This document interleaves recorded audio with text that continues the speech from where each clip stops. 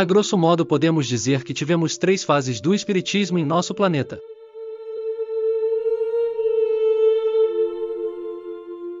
Primeiro, o que podemos chamar de espiritismo primitivo, que consistia em manifestações dos espíritos de forma, muitas vezes espontâneas.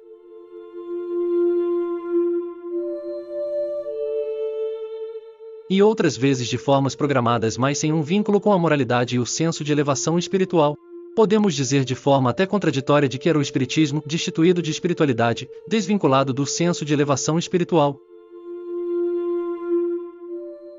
Normalmente era ligado à magia, maldições, exibicionismo, entre outras. Tais práticas acabaram por se tornarem corriqueiras em determinadas comunidades, ocorrendo verdadeira rinha entre o bem e o mal.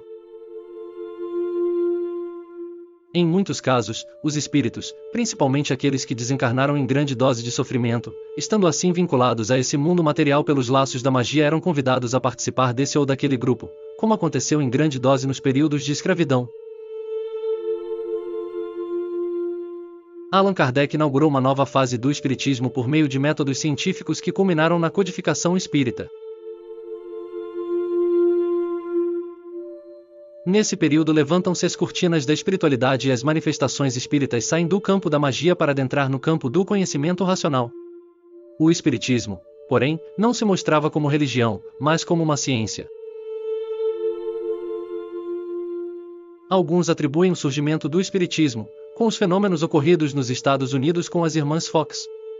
Não queremos aqui gerar discussões que tendem a causar desarmonia e em nada contribuem para o nosso propósito.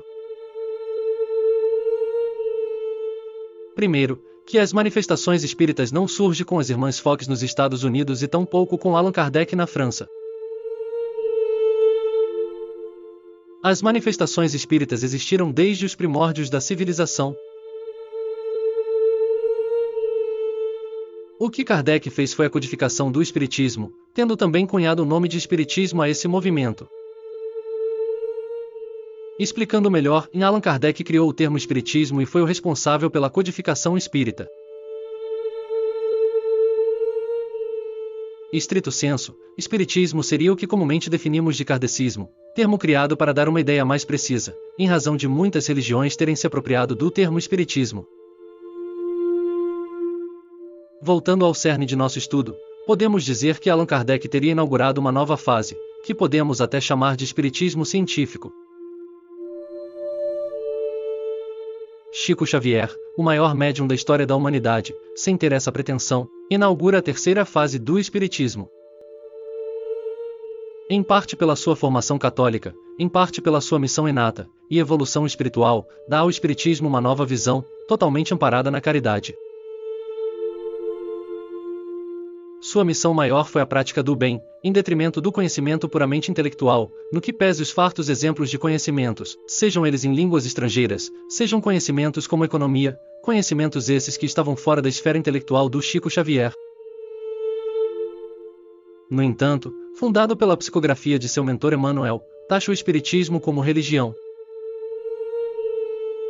Uma religião fora dos padrões convencionais, é verdade. Sem dogmas, sem ritos, sem hierarquia. Uma religião voltada à prática da caridade, sem rótulos, sem pretensões. Surge assim, com Chico Xavier, o espiritismo como religião, com fortes componentes do catolicismo, inserido assim no cristianismo. Apesar de recentes essas fases, urge a necessidade de adentrarmos em uma nova fase, mais adequada à situação planetária que nos encontramos. É certo que o espiritismo galgou terrenos inóspitos e até hoje seus frutos já podem ser colhidos por milhões de pessoas, mas precisa assumir o seu papel de guia nesse mundo de transição planetária. É sabido que o espiritismo veio trazer uma nova interpretação do cristianismo. Porém, o cristianismo abarca, hoje, 1/3 dos habitantes do nosso planeta. E qual nossa visão em relação a esses 2/3 da humanidade? Respeito. Sim, o espiritismo tem como pressuposto básico respeito a toda e qualquer religião. Mas precisamos ir além. Os princípios básicos do Espiritismo, tais como a pluralidade das existências, a comunicabilidade dos espíritos, entre outros, são afetos a todas as pessoas, independente da fé que professava. Esses princípios existem, além do cristianismo, islamismo, budismo, shintoísmo, islamismo e todas as demais religiões, e é chegada a hora dessas verdades serem levados a esses povos, não como substitutivos de suas crenças e muito menos como uma forma de impor a eles o cristianismo. Os princípios da doutrina devem ser levados como complementação e como uma releitura de seus textos sagrados, assim como ocorreu no cristianismo. É chegada a hora do Espiritismo ser elevado ao grande movimento de união de todas as religiões, não por meio de imposição de uma crença, mas como forma de trazer uma nova visão diante da espiritualidade, onde todos nos reconheceremos como irmãos, a despeito da fé que professemos. Essa será a quarta e mais importante fase do Espiritismo como precursor desse novo mundo que está surgindo. Muita paz.